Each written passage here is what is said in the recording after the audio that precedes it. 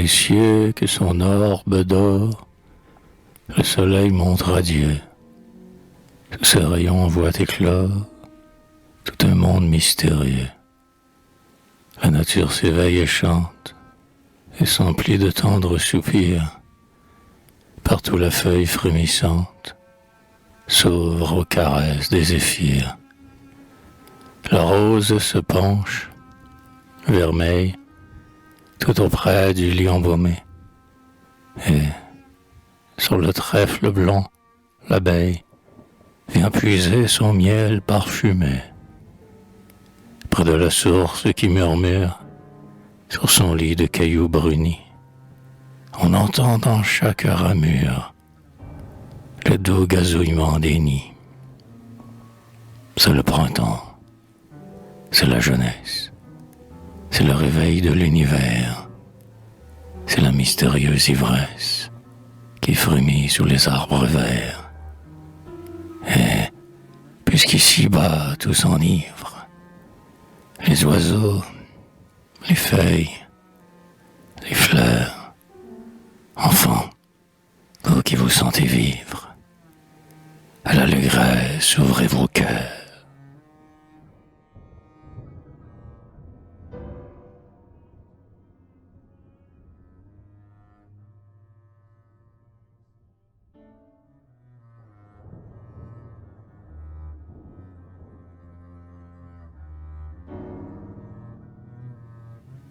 La violette, dans les prés verts où le ruisseau passe et murmure, tu mires au cristal de l'eau ta tête pure, petite fleur qu'un souffle suit, si parfumée. Par toi la brise de la nuit est embaumée. Lorsque l'étoile, à l'horizon, pâle s'allume, sur ta corolle son rayon blanc se parfume.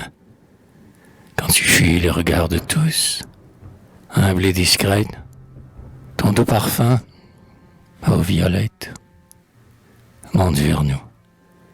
Le premier souffle du printemps te fait éclore, et l'hiver qui blanchit nos champs te voit encore.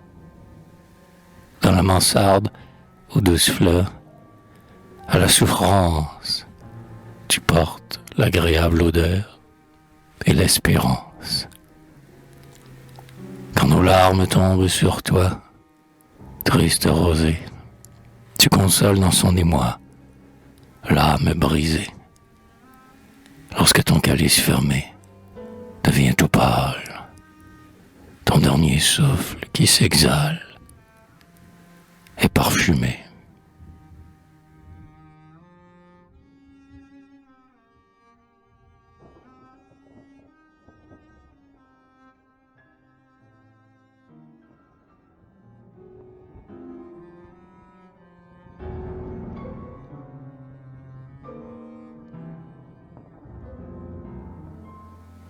Une jeune fille, en mai, lorsque la brise douce émaille les prés verts et berce dans leur lit de mousse les bleuets entr'ouverts.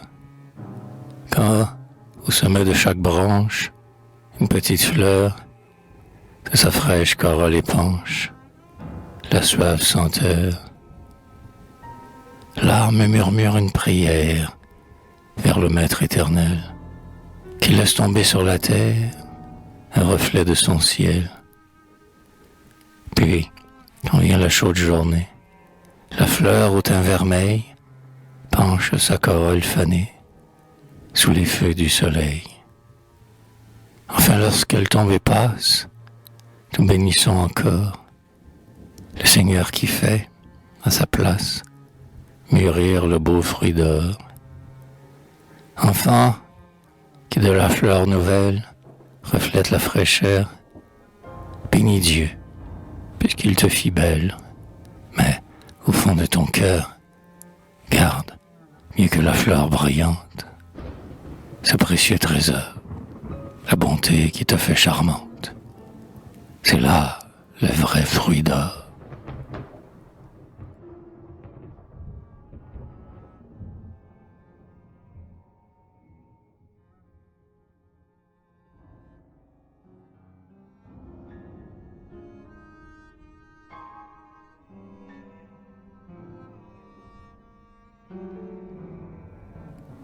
baptême.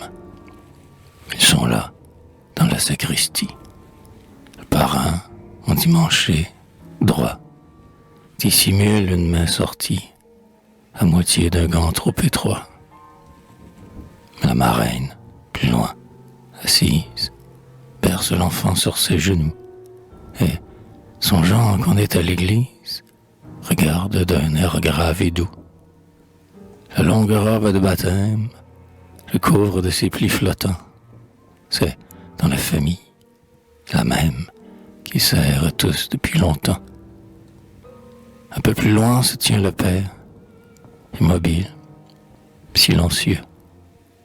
Il pense, rêveur, au mystère qui va s'accomplir sous ses yeux.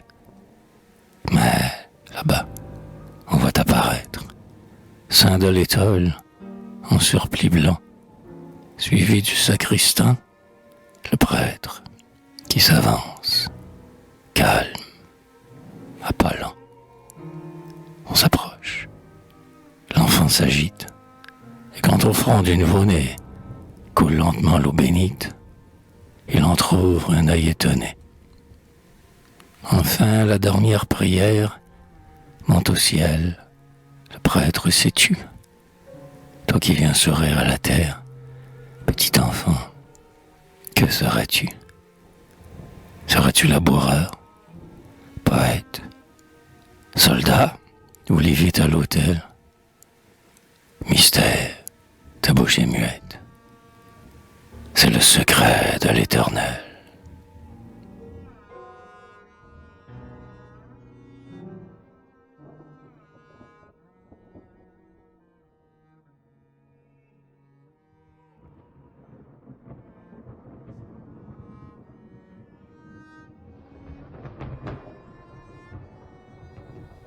Les enfants, lorsque leur fraîche insouciance accourt se battre sous mes yeux, il me revient de mon enfance comme un parfum délicieux.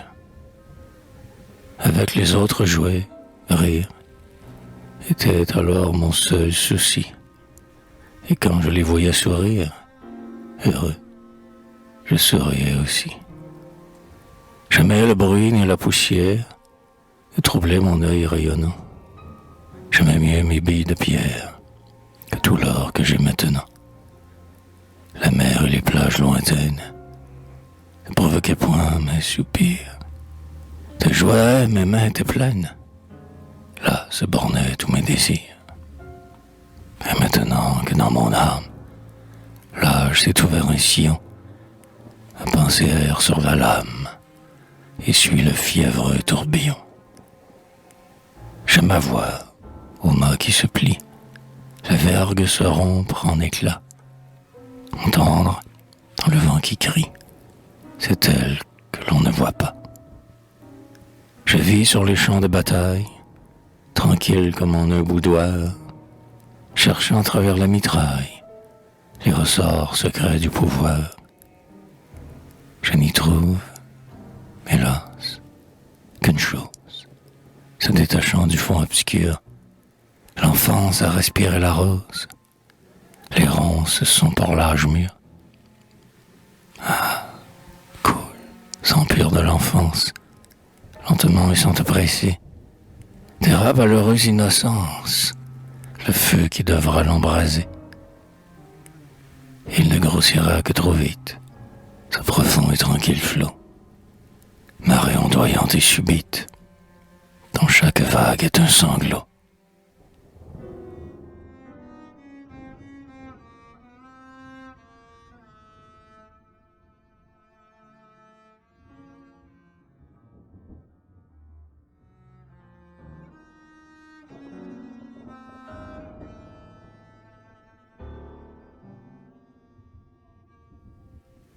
Bébé dort. Il est midi. La chambre est sombre.